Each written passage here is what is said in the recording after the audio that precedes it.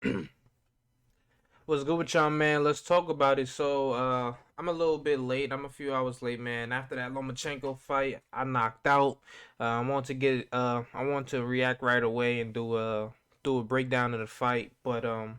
Unfortunately, I was sleepy as hell, man. I was definitely sleepy as hell. But we're gonna get to it now. Lomachenko versus Richard Commey. Vasiliy Lomachenko versus Richard Commey. Good fight.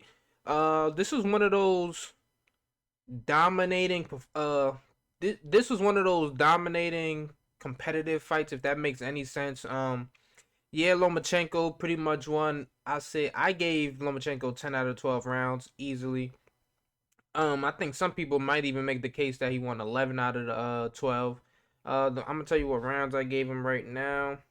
I gave Lomachenko every round except for the first round I gave to Comey, and the ninth round I gave to Comey. But it was a dominating competitive fight, man. Richard Comey showed a lot of toughness, grit. He bit down at times. He refused to go out on the shield. He refused to get knocked out. But it was also as a Lomachenko fan, I want to say it was a little bit of a disappointment for me. Just seeing how the fight played out, and I'm gonna let you know why. Right now, me, I was gonna personally bet. I was this what happens again. I knocked out before the fight, woke up, watched the fight, and knocked back out after. But before the fight, I was looking at the odds, and I noticed they had Lomachenko as like I think it was like minus two something for the knockout, like 225, 250 for a knockout. I'm like, bro, Rich Comey's only been knocked out by one person.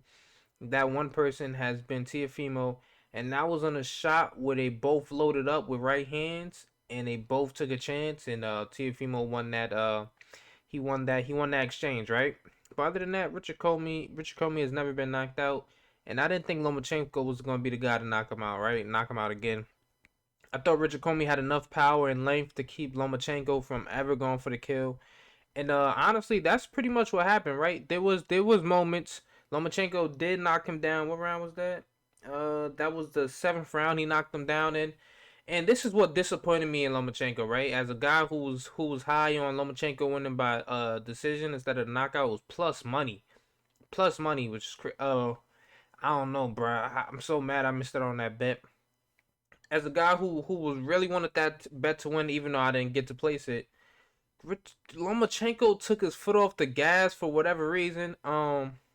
He was actually, this is what I didn't like from Lomachenko. He signaled to Roger and Comey's Andre Roger, that's Comey's trainer. He signaled to Roger in that corner to like come save your man's. Like I'm about to do it to him. You know what? I ain't like that, bro. Now, that was a little bit. I can't tell if that was him being arrogant or if that was more so like I don't know. I just didn't feel it, man. You go for the kill in those situations. You don't look to save him, right? You know what you signed up for is boxing. If you're gonna hurt the guy, you're gonna hurt the guy. Um Now this is the big problem that everybody had with Sean Porter and his dad. His dad stopped the fight. Sean Porter he didn't have noodle legs. You gotta go, and Richard Comey might have looked a little bit worse than Sean Porter. So um as far as that goes, when the knockdown happened, he was on shakier legs than Sean Porter. But this man, literally saw Lomachenko didn't even land a punch at the time. He was still stunned. So Richard Comey damn near about to fall, and he's about to fall out the ropes, and just trying to get away from the attacks of Lomachenko. So um Lomachenko kind of backed up. This was maybe like 15, 20 seconds left in the round. He backed up. He looked at the corner. It's like, you're not gonna save him. Hit him up. It might have been more. It might have been more time than that. Honestly, looked at them like, oh, you're not gonna save him. He punched him up a little bit again. He got the noodle legs again. He looked back like, you're not gonna stop it, and he just didn't go for the kill after that. And this fight ended up going to decision. But yeah, I just really didn't like that, bro. Like, if I gotta keep it straight down the middle, man. If I didn't like the Terrence Crawford and Sean Porter stoppage, I'm definitely not gonna like Lomachenko not finishing his food. You gotta finish your food. When that food's on your plate, you don't scrape a little bit and hope and throw some in the garbage, man. You finish that, man. You gotta that's disappointing for my boy Lomachenko. As a big fan, my second favorite fighter, by the way, behind Errol Spence. Um But now it's gonna be interesting to see what happens. It already appears that the WBO president has basically tweeted out and said Lomachenko is about to be the mandatory for he's about to be the mandatory for George Kambosos. So great win for Lomachenko. He put himself in line to be a mandatory. I see a little bunch of people upset on Twitter, but to be honest, man, your frustration shouldn't come with your frustration shouldn't come with what I was about to say. It shouldn't be towards the WBO president, right? Because at the end of the day, he's making him a mandatory. We all know undisputed is gonna trump a mandatory. I don't think there's gonna be um, any way that if George Kambosos agrees to fight Haney, that fight doesn't happen next. Uh, I just can't see it, right? You know, it'll be a disservice to boxing. I think it'll have a lot of people in uproar. But if the fight doesn't happen, I feel like it's gonna be more so on Kambosos than the WBO president. But we're gonna save that for a little. Gonna save that for another topic, man. I just wanted to give a quick little recap, man. Lomachenko just looks so good in the ring today, man. The footwork is still on point. Richard Commey could have done a few things better. I felt like if he would have attempted to go to the body more, definitely he definitely kind of let Lomachenko dictate a lot of the fight. He was you could tell the feints were wearing him out. He should have been on honestly, bro. You got to look at it like this, right? You're the bigger guy. You need to push Lomachenko back. You're the natural 135. I say Lomachenko's best weight probably be 130, but you're the natural bigger guy. If you look at Richard Comey, if he really wanted to, he can be a 140 to 147 guy. All you had to do was build up a little muscle mass, and he'd be perfect fit at 140. Probably even 140 if you really want to move up. Cause the dude is like, how old is Comey? Like 34, still fighting at 135. Let me take a look real quick. Richard Comey, yeah, he's 34. He's pretty much been at 135 for God knows how long. Let me take a look real quick. We don't go box rec. Let's see how long he's been at 135. He's been there. He's pretty much he spent his whole career there for the most part.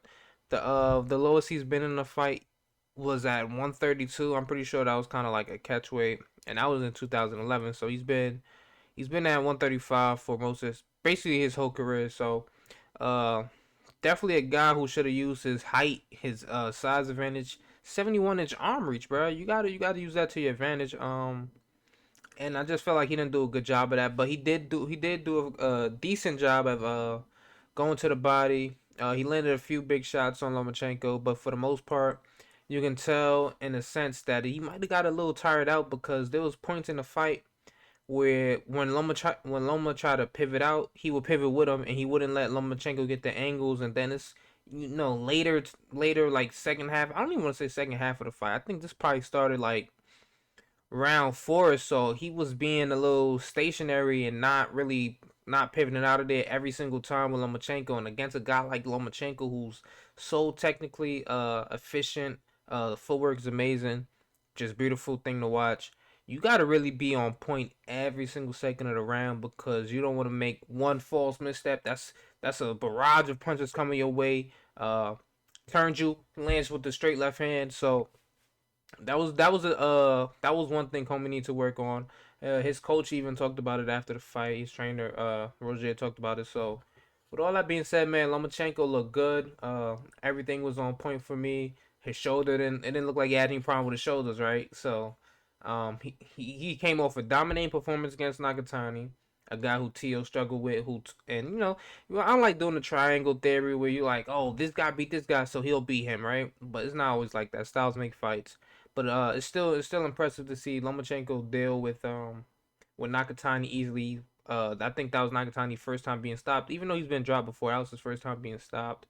And then just now against Comey, where he probably should have had the stoppage if he put his foot on the gas and didn't wait.